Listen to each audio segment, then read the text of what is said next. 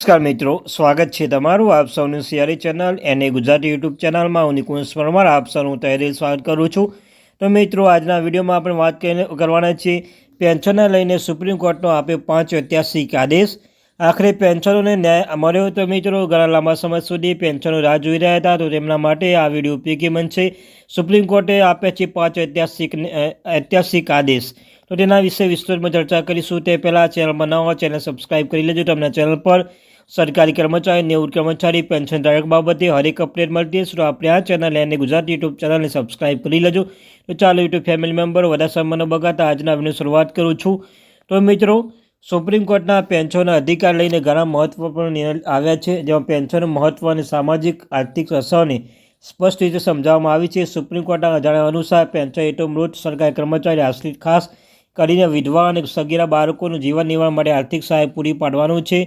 આ સંદર્ભે સુપ્રીમ કોર્ટના નિર્ણય મહત્વપૂર્ણ છે, કારણ કે તે પેન્શન નિયમ યોગ્ય પાલન સુનિશ્ચિત કરવા માટે સરકાર અને વહીવટીતંત્ર માર્ગદર્શન આપે છે। તો ચાલો એનાથી અસરથી વધુ ઊંડાણપૂર્વક આપણે સમજીએ।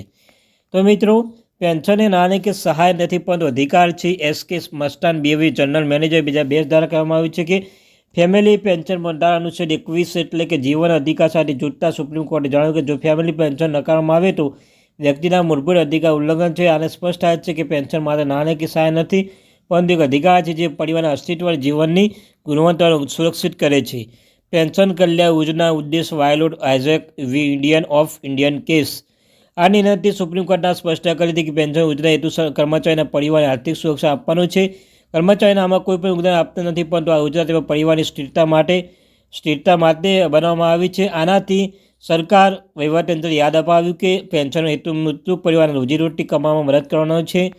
પેન્શનરને હક છે કે ભીખ માગવીને Shrimati Punamal V union of the Indian case દ્વારા કહેવામાં આવ્યું છે કે સુપ્રીમ કોર્ટના ફેમિલી પેન્શન સામાજિક આર્થિક ન્યાયિક સ્વરૂપ તરીકે જોયું। કોર્ટ કહ્યું કે પેન્શન માટે કોઈપણ પ્રકારનું ફરજિયાત યોગદાન હોવું જરૂર નહીં, કારણ કે અધિકાર છે કે સરકાર તરફથી અનુદાન નથી।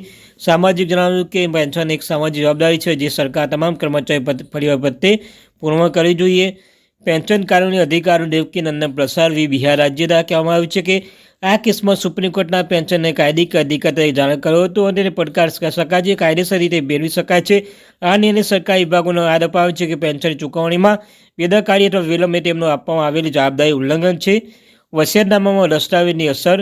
તો મિત્રો, સુપ્રીમ કોર્ટના નિર્ણય કર્યા વિધવા પેન્શન વિધવા પતિને અવસાનથી જે મળે છે મૃતકને એસ્ટેટ ભાગ બનાવવામાં આવતું નથી અને કોઈ પણ ઈચ્છા અથવા વસિયતનો દાવાનો આધીન નથી। આ નિર્ણયથી પેન્શન મૃતકની અંગત મિલકતમાંથી અલગ કરવામાં આવ્યું છે। નિષ્કર્ષ।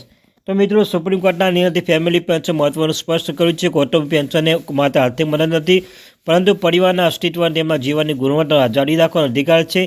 આ તે પરિવાર માટે સલામતી નેટ છે જો સરકારી કર્મચારી મૃત્યુ પછી આર્થિક સંકટનો સામનો કરી રહ્યા છે, અને આ નિર્ણયથી સરકારી વિભાગોએ સુનિશ્ચિત કરવાની જવાબદારી સોંપી છે કે કુટુંબ પેન્શન ચૂકવણી સમયસર થાય અને એનો કોઈ વિલંબ કે બેદરકારી ન થાય। તો મિત્રો, આજની મહત્વપૂર્ણ અપડેટ મળીશું એક નવા વિડીયો સાથે।